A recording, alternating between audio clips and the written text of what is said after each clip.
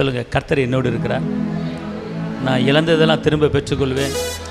தாவீது சிறியது முதல் பெரியது வரை திருப்பி கொண்டது போல நான் இழந்த எல்லாவற்றையும் நான் பெற்றுக்கொள்வேன். மலை மேல் இருக்கிற ஒரு பட்டணம் போல உயர்வேன்.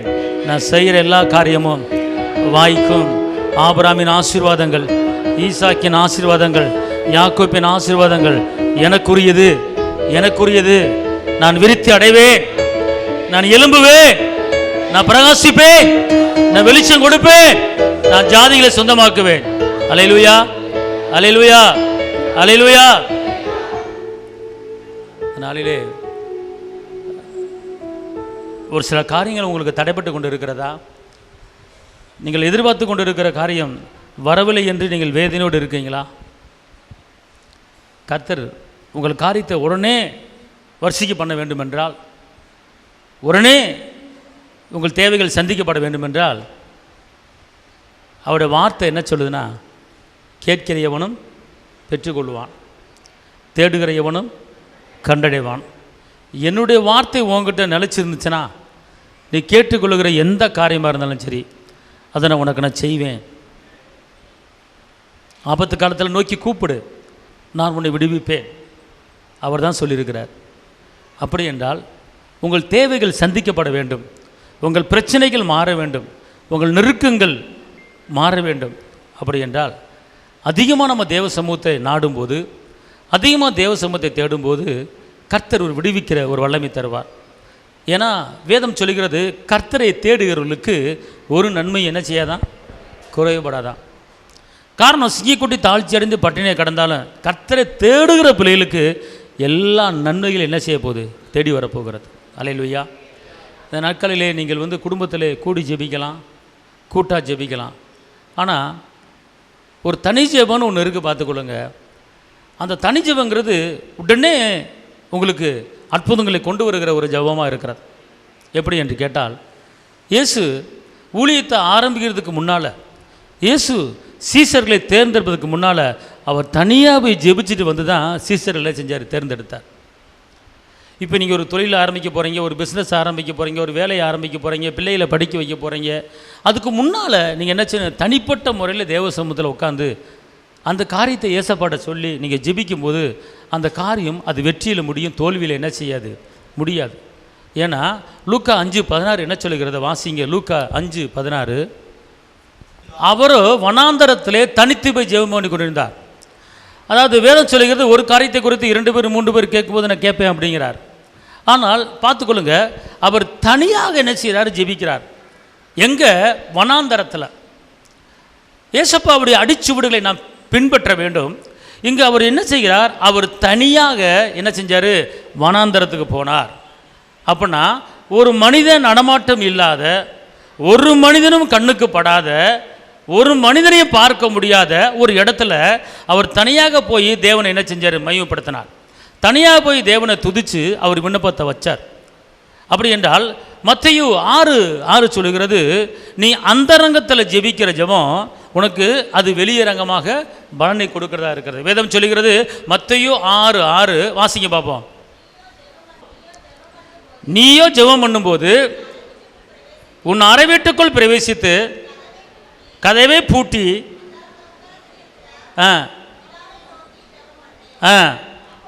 அப்பொழுது வெளியரங்கமாக எனக்கு என்ன செய்வார். அப்போனா நீ ஜெபிக்கும் போது யாரும் பார்க்க மாட்டாங்க, உன் குரலை யாரும் கேட்க மாட்டாங்க. ஆனால் ஒருத்தர் கேட்பார், நீ என்ன ஜெபிக்கிற, எதுக்காக ஜெபிக்கிற அப்படின்னு பார்ப்பார். அப்போ என்ன பண்ணுறாரு, உடனே அவர் பதில் கொடுக்குறாரு. என்ன பதில் தெரியுமா? வெளியரங்கமாக நீ செய்கிற வேலை, வெளியரங்கமாக நீ செய்கிற தொழில், வெளியரங்கமாக செய்கிற பிஸ்னஸ்ஸு, வெளியரங்கமாக நீ கொடுத்துருக்கிற எல்லா பிரச்சனைகளையும் முறியடிக்கும்படி வெளியரங்கமாக வெளியே செய்து கொண்டு இருக்கிற எல்லா காரியத்திலையுமே உனக்கு பலனை கொடுக்கும்படி பெரிய காரியத்தை உனக்கு நான் செய்வேன் அப்படிங்கிறார். வெளியே சில பிரச்சனைகள் இருக்கும், அது எல்லாத்துக்கும் தெரியும். ஆனால் அந்த பிரச்சனைகள் எல்லாத்துக்கும் தெரிஞ்ச காரியம் அது முறியடிக்கப்பட வேண்டும் என்றால் நாம் என்ன செய்ய வேண்டும் என்று கேட்டால் அந்தரங்கத்தில் உட்காரணும். என்ன செய்யணும்? அந்தரங்கத்தில் உட்காரும் போது அவர் வெளியரங்கம் பலன் கொடுப்பார். பார்த்துக்கொள்ளுங்க. அப்போ இயேசு என்ன செஞ்சார்? இப்படி தான் ஜெபிச்சார். மார்க் 1:35 அவர் தனியாக ஜெபிச்சார். ஏன் ஜெபிச்சார்னா தேவனுடைய சித்தத்தை அறியும்படி தனியாக ஜெபிச்சார். பார்த்தாங்க மார்க் 1:35 தேவனுடைய சித்தம். அதிகாலையில் இருட்டோடு எழுந்து புறப்பட்டு அல்லேலூயா. அப்போ இந்த ஜெபம் எதை குறிக்குதுன்னு கேட்டால், நான் என்ன செய்யணும், நான் எப்படி இருக்கணும் அப்படின்னு தேவ சித்தத்தை அறியும்படி. நல்லா தெரிஞ்சுக்கொள்ளுங்க. ஏசப்பா அதிகாலையில் ஏன் போனார்னா, அந்த நாளுக்குண்டான காரியம், அந்த நாளிலே அவர் செய்கிற ஊழியத்தில் வெற்றியை பார்க்கும்படி, அவர் செய்கிற ஊழியத்தில் விடுதலையை பார்க்கும்படி, சுகத்தின் வல்லமை கடந்து போகும்படி, செத்த பிரேத்து உயிரை எழுப்பும்படி முதல்ல தேவ சமூகத்தில் உட்கார்ந்துட்டு தான் மற்ற காரியத்தை நினைச்சாரு பார்க்குறார். நல்லா தெரிஞ்சுக்கொள்ளுங்க. லூக்கா 6:11-12 நல்லா தெரிஞ்சுக்கொள்ளுங்க. லூக்கா 6:11-12 என்ன சொல்லுது? நல்லா வாசிங்க.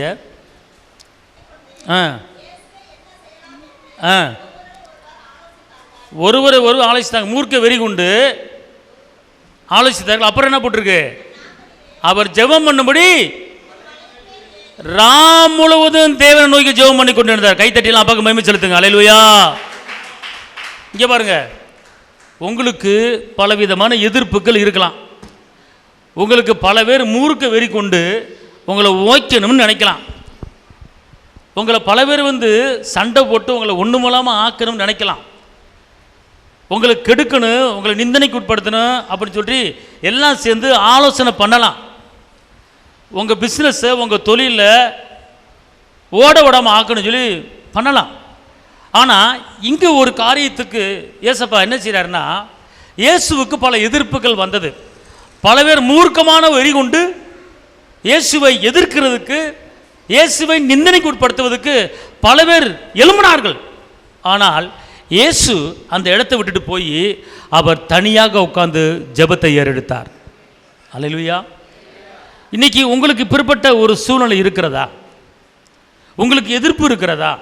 சொந்தங்கள் மத்தியிலே, உறவினர்கள் மத்தியிலே, நண்பர்கள் மத்தியிலே, பல தொழில் விரோதமான சில காரியங்கள் மத்தியிலே உங்களுக்கு எதிராக வேண்டாத எதிர்ப்புகள், உங்களோட சண்டை போடுறதுக்கு ஆள் எதிர்த்து வந்து கொண்டு இருக்கிறார்களா? நீங்கள் போய் கட்ட பஞ்சாயத்தில் பண்ண வேண்டியதில்லை.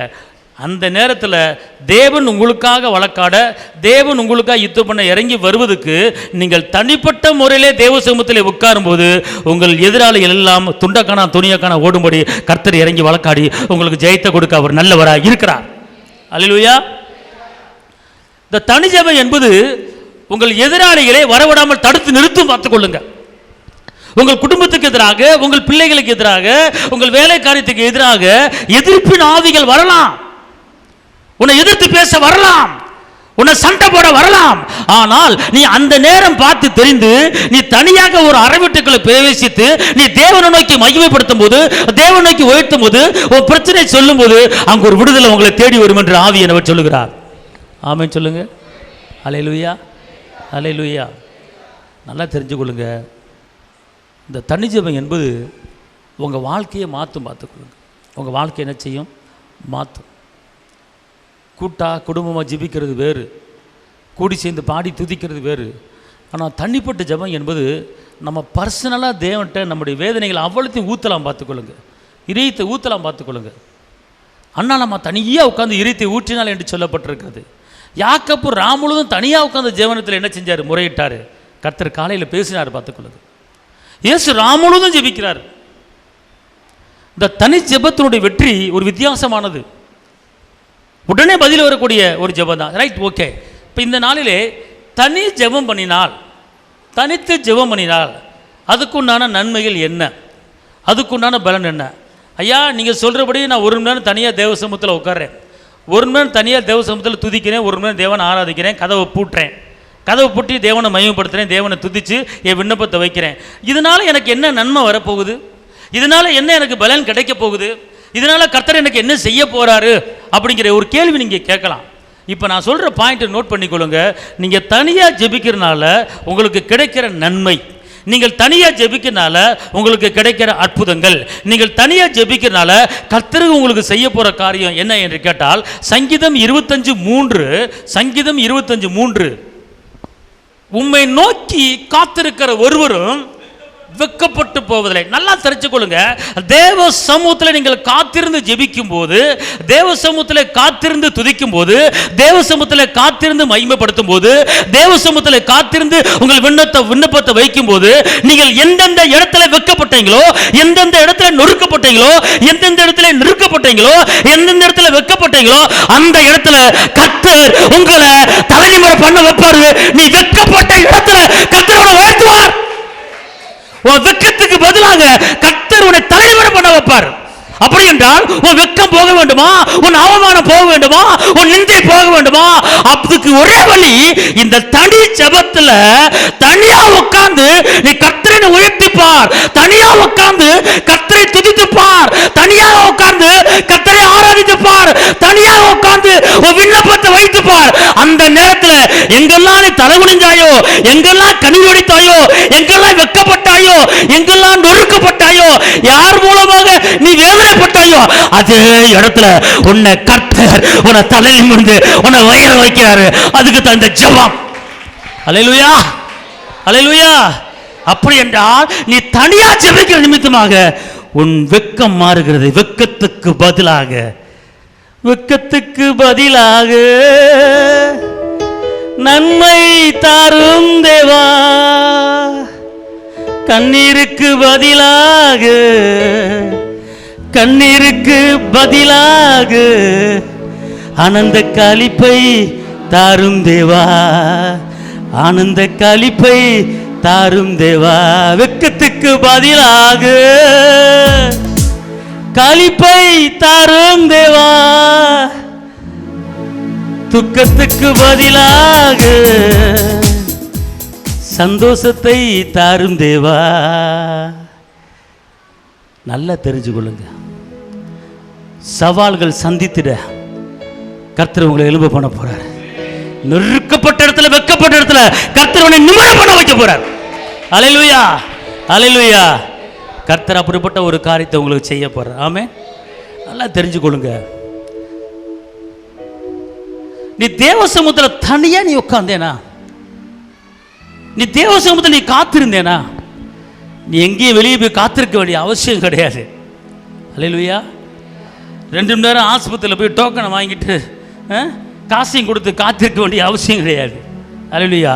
இங்கு நீ தேவ சமூகத்தில் காத்திருக்க பழகி கொண்டால் நீ வெளியே காத்திருக்க வேண்டிய அவசியம் கிடையாது. நீ டோக்கனை வாங்கிட்டு டாக்டரை பார்க்கறதுக்கு 2 மணி நேரம் உட்கார்ந்திருக்க வேண்டிய அவசியம் கிடையாது. இங்க தேவ சமூகத்தில் 1 மணி நேரம் தனியா உட்கார்ந்து பாரு.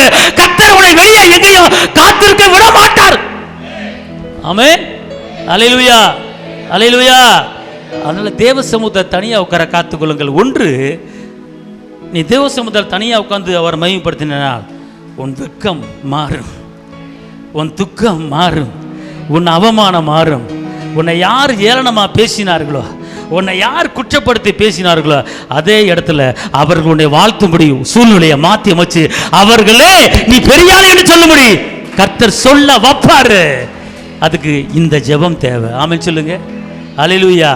2வதாக சங்கீதம் 25:5, உம்முடைய சத்தியத்தில் உண்மையிலே என்னை நடத்தி எனக்கு போதித்தருங்க, சொல்லித்தாங்க. நீரே என் ரட்சிப்பின் தேவன், உம்மை நோக்கி நாள் முழுதும் காத்திருக்கிறேன். அல்லேலூயா. இங்கே இருங்க. உங்களுக்கு குடும்பத்தை நடத்துறதுக்கு தெரியலையா? ஐயா, அந்த கடன் பிரச்சனை அடைக்கிறதுக்கு வழி ஒன்றும் தெரியலையா? என் பிள்ளை எதிர்காலத்தை பற்றி எனக்கு ஒன்றுமே புரியலையா? என் வாழ்க்கை கேள்விக்குறியா இருக்குது, என்ன செய்ய குழப்பமாக இருக்குது அப்படிங்கிறீங்களா? அவர் சொல்ல, நாள் முழுதும் நீ காத்துரு. உன் பிரச்சனைக்கு முடிவு வந்து விட்டது, உன் துக்கத்துக்கு முடிவு வந்து விட்டது. என் புருஷன் சரியாக வேலைக்கு போக மாட்டார், சரியான வருமானம் இல்லை, கலங்கி தவித்து கொண்டு இருக்கிறாயா? அவர் சொல்கிறார், உனக்கு சொல்லித்தரேன். எங்கே போகணும், எங்கே வேலைக்கு போகணும், எங்கே வேலைக்கு போகக்கூடாது, எப்படி சம்பாதிக்கணும், எந்த தொழில் பண்ணணும், எந்த பிஸ்னஸ் பண்ணணும், எல்லாத்தையும் நான் உனக்கு என்ன செய்ய போகிறேன், சொல்லித்தர போகிறேன். அல்லேலூயா. ஈசாக்கு விதவிதத்து 100 மடங்கு அறுவடையை பார்த்தது போல் உன் வீட்டுக்கார் 100 மடங்கு அறுவடையை பார்க்கும்படியான நான் உனக்கு சொல்லிக் கொடுக்க போகிறேன். அல்லேலூயா. அப்போ அவர் சொல்கிறாரு, நான் உனக்கு சொல்லித்தரணுமா, என் சத்தியத்தை உனக்கு போதிக்கணுமா, நீ என்ன செய்ய, நீ என்கிட்ட வந்து நீ காத்துரு. அல்லேலூயா. அவர் என்ன சொல்கிறாரு, நீ தேவ சமூகத்தில் காத்திருக்கும் போது உன்னை நான் சத்தியத்தில் நடத்துவேன், உனக்கு நான் சொல்லிக் கொடுக்குறத சொல்லிக் கொடுத்து உன்னை நான் போதிப்பேன் அப்படிங்கிறார். ஆமென் சொல்லுங்க. அல்லேலூயா. சத்தமாக சொல்லுங்க அல்லேலூயா. எவ்வளோ ஒரு அழகான ஒரு சிம்பிளான ஒரு மேட்ரு பார்த்துக்கொள்ளுங்க. இன்றைக்கி வந்து எனக்கு ஒரே குழப்பமாக இருக்குதுன்னு சொல்கிறோம், கவலையாக இருக்குன்னு சொல்கிறோம். இந்த பிள்ளை சொல்லு பேச்சு கேட்க மாட்டேங்குது, அது பாடு போன இடத்துக்கு போகுது, போன இடத்துக்கு வருது. இந்த பிள்ளையை எப்படி வளர்க்குறதுன்னு எனக்கு தெரிய மாட்டேங்குது, என் பேச்சே கேட்க மாட்டேங்குது. இந்த பிள்ளைக்கு நான் எப்படி கவுன்சிலிங் பண்ணுறது, இந்த பிள்ளைக்கு எப்படி சொல்லிக் கொடுக்குறது, எனக்கு ஒன்றுமே புரிய மாட்டேங்குது. ஏசப்பா என் பிள்ளைக்கு நீங்கள் புத்தியை சொல்லிக் கொடுங்க. நீங்கள் சத்தியத்தை போதிக்கிறவர், உண்மையை போதிக்கிறவர், பாவத்தை கண்டித்து உணர்த்துகிறவர், என் பிள்ளைக்கு சொல்லிக் கொடுங்க அப்படின்னு சொல்லி நீ ஒரு நாளை ஒதுக்கி நீ தேவ சமூகத்தில் உட்காந்தா கர்த்தர் வெக்கத்தை எடுத்து போடுவார். நீங்கள் ரேஷன் கடைக்கு போனால் காத்து கிடக்குறான், ரயில்வே ஸ்டேஷன் போனால் காத்து கிடக்குறான், ஆஸ்பத்திரிக்கு போனால் காத்து கிடக்குறான், பணத்தையும் கொடுத்து காத்து கடந்து பலவீனத்தை தான் வாங்கிட்டு வர்றோம். ஆனால் இங்கே தேவ சமூகத்தில் நீங்கள் காத்திருந்தீங்கன்னா உங்கள் வாழ்க்கை அதிசயமாக மாறும், உங்கள் வாழ்க்கை அடைக்கலமாக மாறும், உங்கள் வாழ்க்கை வெற்றியாக மாறும். அல்லேலூயா சொல்லுங்க, அல்லேலூயா, அல்லேலூயா. அப்போனா தேவ சமூகத்தில் நீங்கள் காத்திருக்கிறது நிமித்தமாக கிடைக்கிற நன்மைகள். எத்தனை பேர் சகோதரிமார்கள் வீட்டில் சும்மா இருக்கிறீங்க? ஒரு மணி நேரம் உதிச்சு அவர் சமூகத்தில் காத்திருக்க கூடாதா? உங்கள் கேள்விக்கு பதிலே அவர் கொடுக்குற தேவனாக இருக்கிறார். இன்னொரு வசனத்தை வாசிங்க, சங்கீதம் 37:34. நீ கர்த்தருக்கு காத்திருந்து அவருடைய வழிகளை கைக்கொள், அப்பொழுது நீ பூமியை சுதந்தரித்து அவர் உன்னை உயர்த்துவார். ஆமென் சொல்லுங்க, அல்லேலூயா. பார்த்தீங்களா, தனியாக கர்த்தர் சமூகத்தில் உட்காரனால கிடைக்கிற ஒரு நன்மைங்க, கிடைக்கிற ஒரு பலனுங்க. நீங்கள் ஒரு தொழிலை ஆரம்பிக்கிறதுக்கு முன்னால் கர்த்தர் சமூகத்தில் உட்காந்துட்டு போய் ஆரம்பிங்க. நீங்கள் ஒரு வியாபாரத்துக்கு போகிறதுக்கு முன்னால் கர்த்தர் சமூகத்தில் உட்காந்துட்டு போங்க. ஏசு அதை தான் பண்ணார். 12 சீரர்களை தேர்ந்தெடுப்பதற்கு முன்னால் அவர் ஜெபிச்சு, ராமுழுதும் ஜெபிச்சு அதுக்கப்புறம் தேர்ந்தெடுக்கிறார். இயேசுடைய அற்புதங்கள் அதிசயங்களுக்கு வெற்றிக்கு மூல காரணமே அவர் தனிப்பட்ட முறையில் ஜெபித்து நிமித்தமாக தான். சீசர்கள் இருந்தாங்க, சீசர்கள் இருந்தாலும் ஆனால் இவர் தனியாக ஜெபிக்கிற ஒரு இடத்துக்கு போனாங்க. இன்றைக்கி நம்மளுக்கு குடும்பம் இருக்கலாம், நம்மளுக்கு கணவன் மனைவி பிள்ளைங்க இருக்கலாம், நீங்கள் குடும்பமாக ஜெபிக்கலாம். ஆனால் நீங்கள் தனிப்பட்ட முறையில் தேவனோடு உறவாடுவதற்கு நீங்கள் என்ன செய்யணும்? முயற்சி பெறணும். தனிப்பட்ட முறையில் தேவனோடு பேசுறதுக்கு முயற்சி பெறணும். அதுதான் உங்கள் வாழ்க்கையை தலைகளாக பார்த்துக்கொள்ளுங்க. அவர் உங்களுக்கு ஆலோசனை கொடுத்து உங்களை நடத்துவார். உங்கள் பிள்ளைகளை எந்த காலேஜில் சேர்த்து படிக்க வைக்கிறது குழம்பி போயிருக்கலாம். நீங்கள் தனி தெய்வத்தில் வந்து உட்காந்து பாருங்கள், கர்த்தரே அந்த படிப்பையும் காட்டுவார், கர்த்தரே அந்த காலேஜையும் காட்டுவார், கர்த்தரே இந்த இடத்துக்கு போன்னு சொல்லி உங்களுக்கு வெளிப்பாடு கொடுப்பார். ஆமென் சொல்லுங்கள். இதுதான் கர்த்தர் போதிக்கிற போதனை, இதுதான் கர்த்தர் சொல்லிக் கொடுக்குற ஒரு காரியம். பார்த்துக்கொள்ளுங்க. ஆமென் சொல்லுங்கள், அல்லேலூயா. அப்போ தேவன் உங்களை உயர்த்த வேண்டும் என்றால் நீங்கள் கர்த்தர் சமூகத்தில் காத்திருக்க வேண்டும். அடுத்தபடியாக ஏசாயா 40:31. கர்த்தருக்கு புது பலன் அடைந்து கழுகு போல சட்டையில் அடித்து. அல்லேலூயா, அல்லேலூயா. இங்கே வருங்க. நீங்கள் வந்து உங்கள்கிட்ட கேட்கும்போது என்ன செய்ய போகிறீங்க, என்ன செய்யறனே தெரியல அப்படின்வீங்க. சாப்பிட்டீங்களா? சாப்பிட்டேன், இப்போ தான் சாப்பிட்டேன் அப்படின்வீங்க. உற்சாகம் தெரியாது உங்கள் முகத்தில், ஒரு பிரகாசம் தெரியாது உங்கள் முகத்தில். உங்கள் வார்த்தையிலே கண்டுபிடிச்சிடலாம் நீங்கள் உற்சாகமாக இருக்கீங்களா டல்லாக இருக்கீங்களான்னு. சாப்பிட்டீங்களா? சாப்பிட்டேன். நீங்கள் எப்படி இருக்கீங்க? நல்லா இருக்கீங்களா? பிரச்சனை இல்லை. சாப்பிட்டீங்களா? என்னத்தை சாப்பிட்டு என்ன செய்ய, சாப்பிட்டு என்னத்தை கண்டோம், காலம் பூரா இப்படி தானே கிடைக்கேன். அப்போ இருந்து உங்கள் வாயின் வார்த்தையிலேருந்தே உங்களுடைய குடும்ப சூழ்நிலையை என்ன செய்யலாம், கண்டுகொள்ளலாம். நல்லா இருக்கீங்களா? இருக்கேன், முடிஞ்சு போச்சு. நீ நல்லா இல்லைன்னு தான் அர்த்தம். எப்படி இருக்கு உடம்பு? என்ன செய்ய, இந்த பாலப்பான உடம்பு எப்போ மண்டையை போட போதோ தெரியல, இன்னும் அப்படி தான் வந்துக்கிட்டு தான் இருக்குன்னு நிற்க மாட்டேங்குது. நீ பலவீனத்தில் இருக்கிற. அல்லேலூயா. நல்லா தெரிஞ்சுக்கொள்ளுங்க. நீங்கள் சோர்ந்து போய் பேசுகிறீங்களா, வேதனைப்பட்டு பேசுகிறீங்களா, நெருக்கப்பட்டு பேசுகிறீங்களா, கர்த்தர் ஒரு முடிவுக்கு கொண்டு வர போகிறார். உற்சாகம் இல்லாமல் இருக்கீங்களா? அப்ப பலன் எங்க இருக்கிறது? வல்லமை எங்க இருக்கிறது? கழுவுக்கு உண்டான பலன் எங்க இருக்கிறது? இங்க வசனம் சொல்லுகிறது, கர்த்தருக்கு காத்திருப்பவர்கள், தேவ சமூகத்தில் உட்காருகிறவர்கள், தனியாக உட்கார்ந்து தேவனை மகிமைப்படுத்துகிறவர்கள், தனியாக ஜெபிக்கிறவர்கள், அவர்கள் புது பலன் அடைந்து ஒரு கழுவுக்கு போன பலனை அடைவார்கள் என்று கர்த்தர் சொல்றாரு. உனக்குள்ள ஒரு வல்லமை இருக்கிறது, அந்த வல்லமையை தட்டி எழுப்புறாரு அவரு. அது எப்படி உருவாகுது? உனக்குள்ள இருக்கிற வல்லமை எப்படி உருவாது என்று கேட்டால், நீ கர்த்தருக்கு காத்திருக்கும் போது தேவ சமூகத்தில் உட்காரும் போது கர்த்தர் உனக்கு பெரிய காரியங்களை அவர் செய்வாராக. ஆமென். அல்லேலூயா, அல்லேலூயா. இது எல்லாமே எங்கே கிடைக்கிது, எப்படி கிடைக்குதுன்னு கேட்டால், தனி ஜெபத்தில் தனியாக கர்த்தர் சமூகத்தில் நீ உட்காரும்போது கிடைக்கிற ஒரு பிரதிபலனுங்க, ஒரு பலனுங்க. இதை வந்து யாருமே ருசிக்கிறது கிடையாது, ரசிக்கிறது கிடையாது, செய்கிறது கிடையாது. ஒரு நாளைக்கு 24 மணி நேரம் இருக்கிறது. 27 மணி நேரத்தில் ஒரு நேரம் தனிப்பட்ட முறையில் தேவ சமூகத்தில் உட்கார நேரம் கிடைக்காமல் இருக்கிறீங்க. ஆனால் நீங்கள் உட்கார்ந்து பாருங்கள், நீங்கள் உட்காரும் போது நடக்கிற காரியம், நீ வெட்கப்பட்ட இடத்துல தலை நிமிர்வாய். கர்த்தர் உனக்கு போதிப்பார், கர்த்தர் உனக்கு சத்தியத்தை சொல்லிக் கொடுப்பார். நீ வெட்கப்பட்ட இடத்துல நீ தலை நிமிர்வாய். மாத்திரம் அல்ல, அவர் சொல்லுகிறார், உன்னை மலை மேல இருக்கிற பட்டணம் போல உன்னை உயர்த்துவேன். மாத்திரமல்ல, அவர் சொல்லுகிறார், நீ தனிப்பட்ட முறையிலே தேவ சமூகத்தில் உட்காரும் போது, நீ தனிப்பட்ட முறையில் தேவனை துதித்து ஆராதிக்கும் போது, நான் உனக்கு ஒரு புதிய வல்லமைய, ஒரு புதிய பலனை, ஒரு புதிய கிருபைய, ஒரு புதிய அற்புதங்களை கொடுத்து வானத்துக்கு நேராக, மேகத்துக்கு நிகராக பறக்கிற ஒரு கழுகுக்கு உண்டான உயர்வை உனக்கு நான் கொடுப்பேன். கழுகு எப்படி வானத்துக்கு நேராக பறக்கிறதோ அதே போல உன் வாழ்க்கையை நான் உயர்த்தி உன்னை பறக்க வைப்பேன். அல்லேலூயா, அல்லேலூயா. அப்பனா என்ன கேட்டீங்கன்னா, கழுகு அதுக்கு நிகர எந்த பறவையும் பறக்க முடியாது. மேகத்துக்கு உள்ள போகு பறவை அந்த கழுகு. அவர் சொல்றாரு பாருங்க, நீ தேவ சமூகத்தில் உட்கார்ந்தேனா, நீ தனிப்பட்ட முறையில் வந்தேனா, நீ தனிப்பட்ட முறையில் என் விண்ணப்பத்தை வச்சேனா, நான் உனக்கு ஒரு புதிய பலனை கொடுக்குறேன். உன் ஆவியில புது பலன், உன் ஆத்மால புது பலன், உன் சரீரத்தில் புது பலன். உன் சரீரம் தொய்ந்து போயிருக்கிறதா, உன் சரீரம் பலவீனப்பட்டு இருக்கிறதா, அந்த பலவீனத்தை மாற்றும்படி ஒரு புதிய வல்லமை, ஒரு புதிய சுகம் எங்க இருக்கு? நீ தேவ சமூகத்தில் உட்கார்ந்து நீ தேவனை மையப்படுத்தி நீ துதித்து பார். தனிப்பட்ட முறையில் துதித்து பார், தனிப்பட்ட முறையில் ஆராதித்து பார், தனிப்பட்ட முறையில் விண்ணப்பத்தை வைத்து பார். கர்த்தர் உனக்கு வானத்திலிருந்து ஒரு புதிய வல்லமையை கொடுத்து உன்னை கழுகு உண்டான பலனை கொடுத்து உன்னை உயர்த்துவே. அல்லேலூயா, அல்லேலூயா. கழுகுக்கு உண்டான பலனையும் புதிய பலனையும் நான் உனக்கு கொடுப்பேன், நான் உனக்கு அருளுவேன் என்று வாக்கு பண்ணுகிறார். எப்போது அவர் வாக்கு பண்ணுகிறார்? நீ தேவ சமூகத்தில் தனியாக வா, தனியாக உட்காரு, தனியாக காத்துரு. யாக்கோபு ராமுழுதும் காத்திருந்தாருங்க. காலையில் கர்த்தர் பேசினார், எதிராளி ஏசா கீழே விழுந்துட்டான், சமாதானமாயிட்டேன் எதிராளி. அற்புதம் நடந்தன.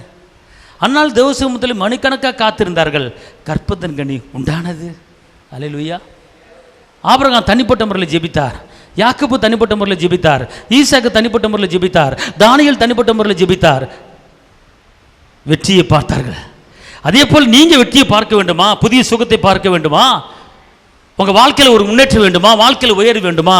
இங்கே வேதம் சொல்லுகிறது, கர்த்தருக்கு காத்திருக்கிறவர்கள், கர்த்தர் சமூகத்தில் உட்காருக்கிறவர்கள், கர்த்தருடைய சமூகத்தில் தனிப்பட்ட முறையில் உட்காருகிறவர்கள், அவர்களுக்கு ஒரு புதிய பலனை ரெடி பண்ணி வச்சிருக்கிறேன், ஒரு புதிய பலனை ரெடி பண்ணி வச்சிருக்கிறேன், ஒரு புதிய வல்லமை ரெடி பண்ணி வச்சிருக்கிறேன், ஒரு புதிய அற்புதங்களை ரெடி பண்ணி வச்சிருக்கிறேன், ஒரு அதிசயமான காரியத்தை ரெடி பண்ணி வச்சிருக்கிறேன். மாறாக உன் வாழ்க்கை, உன் குடும்பம், உன் வேலை, உன் தொழில், உன் படிப்பு மேகத்துக்கு நேராக பறக்கிற ஒரு கழுவுக்குண்டான உயர்வோடு நான் தருவேன் அப்படிங்கிறார். ஆமென், அல்லேலூயா. இன்றைக்கி நான் பிழைக்க முடியல, வாழ வழி இல்லை, எப்படி சமாளிக்க போகிறதுன்னு ஈஸியாக பேசிவிட்டு போயிடுறீங்க. ஒன்றுமே கிடையாது, சிம்பிளான ஒரு காரியம். இந்த வசனம் என்ன சொல்லுதுன்னா, கர்த்தர் சமூகத்துக்கு நீ வா, நீ காத்திரு.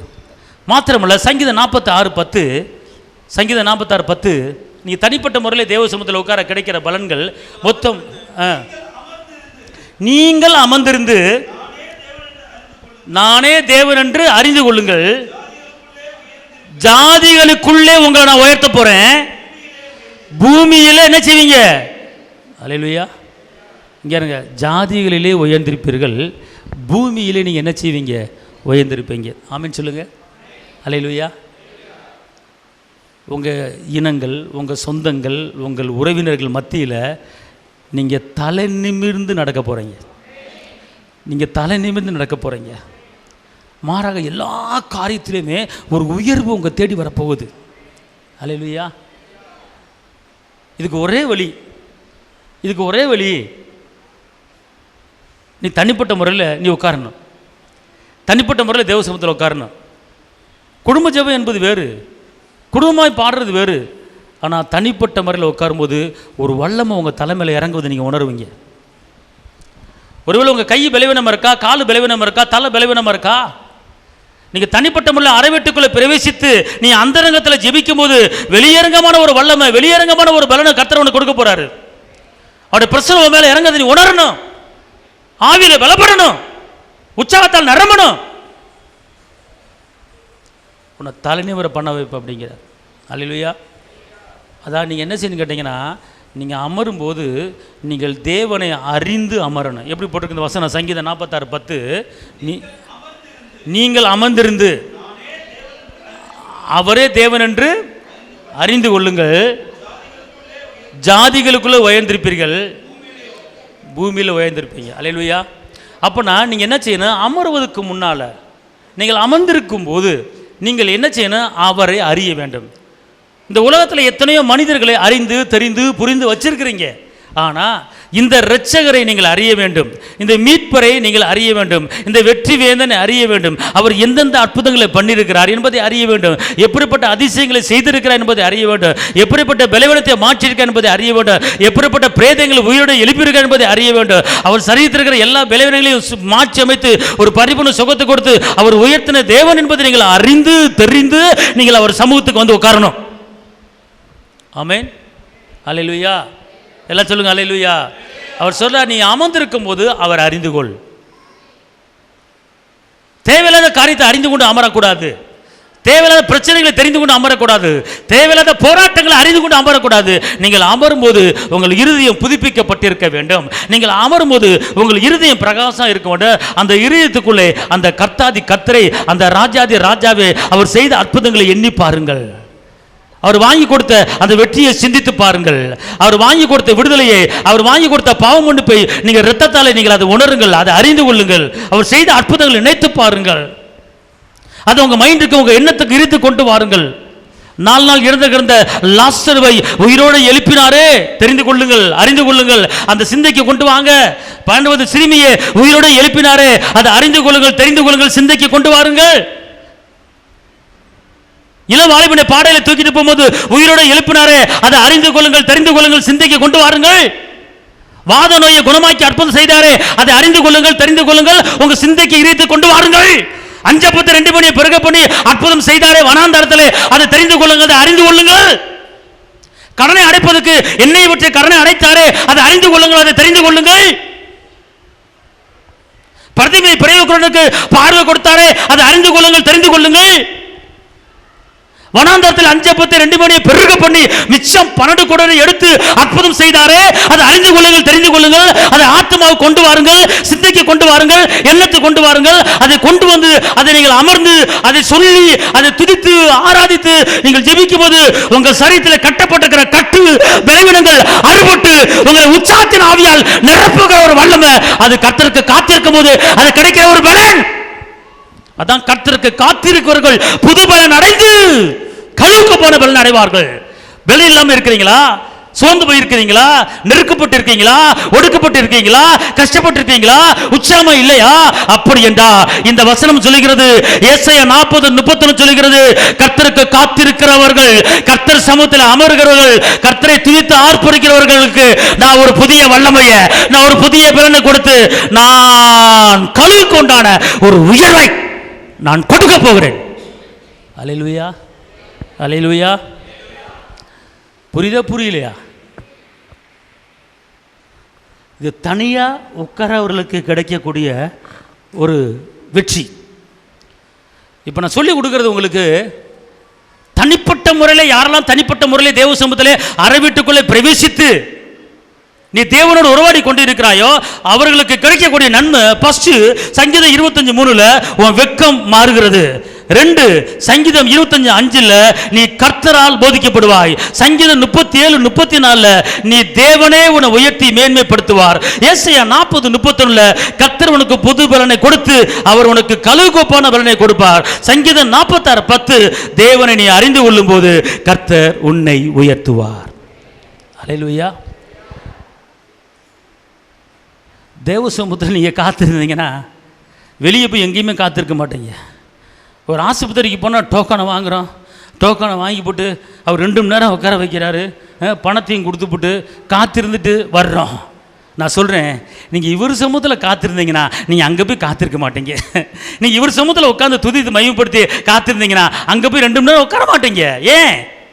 இவர் காத்திருக்க விட மாட்டார். ஏன்னா இவர் சமூகத்தில் காத்திருப்பதனால உனக்கு எல்லாத்தையும் முறியடிச்சு உனக்கு வெற்றி வாழ்க்கை வாழதான் அவர் செய்வாரு. நீ கண்ட இடத்துல போய் காத்திருக்க வேண்டிய அவசியம் இல்லை. என் சமூகத்தில் காத்திரு, நான் வெளியே உன்னை காத்திருக்க விட மாட்டேன். அல்லேலூயா. இதாங்க சத்தியம், இதாங்க வெற்றி வாழ்க்கை உண்டான அறிகுறி.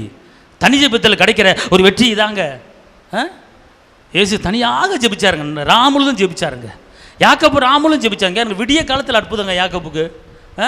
தனியாக யாக்கோபு என்ன செய்ய உட்காராரு, விடிய காலத்தில் காலைல 5 மணிக்கு நல்ல நியூஸ் வருது, குட் நியூஸ் வருது, உன்னை நான் ஆசீர்வதிச்சிட்டேன் அப்படிங்கிறாரு. காலத்தில் பார்த்தா எதிராளி ஏசா நான் சமாதானமாக மாறிட்டேன் பார்த்துக்கொள்ளுங்க. ஒரு ஹோல் நைட்டு ஒரு ஆள், ஒரே ஆள். ஆனால் நம்ம ஒரு ஆள் தேவ சமூகத்தில் உட்காந்து ஜெபிச்சாங்க, கற்பத்துக்கு கண்ணி உண்டாயிருச்சு. ஆமென் சொல்லுங்க. அல்லேலூயா. தானியேல் தனிப்பட்ட முறையில் ஜெபிக்கிறாரு, சிங்கத்தின் வாயை கட்டி போட்டாருங்க. தனி ஜெபம், கூட்டு கிடையாது. நல்லா தெரிஞ்சுக்கொள்ளுங்க.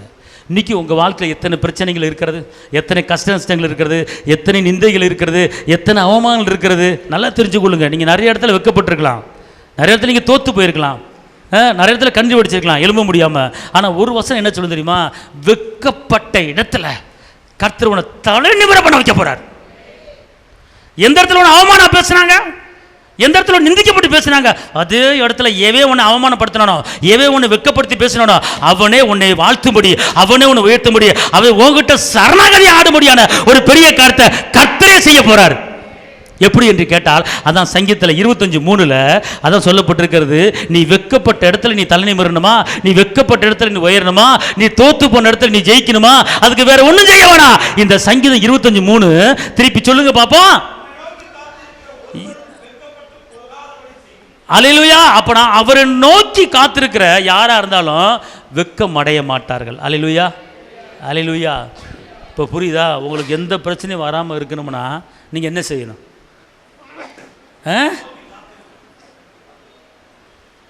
அவரை நோக்கி என்ன செய்யணும்? காத்திருக்கணும். தனிப்பட்ட ஜெபம், அந்தரங்கத்தில் ஜெபிக்கிற ஜெபம் வெளியரங்கமாக என்ன செய்ய போகுது? பலனை கொடுக்க போகிறது. அன்பார்ந்தவர்களே, 24 மணி நேரம் இருக்கிறது. ஒரு மணி நேரம் தனியாக நீங்கள் உட்கார முடியாதா? குடும்ப ஜெபத்தை பண்ணிவிட்டு, கூட்டு ஜெபத்தை பண்ணிவிட்டு, தனிப்பட்ட முறையில் நீங்கள் அழுகலாம், நீங்கள் உருளலாம், நீங்கள் பெறலாம், கையை தூக்கலாம், கர்த்தரை துதிக்கலாம். நல்லா துதிச்சு 1 மணி நேரம் கர்த்தர் சமூகத்தில் நீங்கள் உட்காந்து பாருங்கள். உங்கள் வெட்கம் இன்றைக்கி உட்காந்தீங்கன்னா நாளைக்கு உங்கள் வெட்கம் ஓடிடும். உங்கள் அவமானம் என்ன செஞ்சிடும்? ஓடிடும். புதிய பலன் கிடைக்கும், நீங்கள் உயர்வீங்க. கர்த்தர் பெரிய காரியங்களை செய்வார்.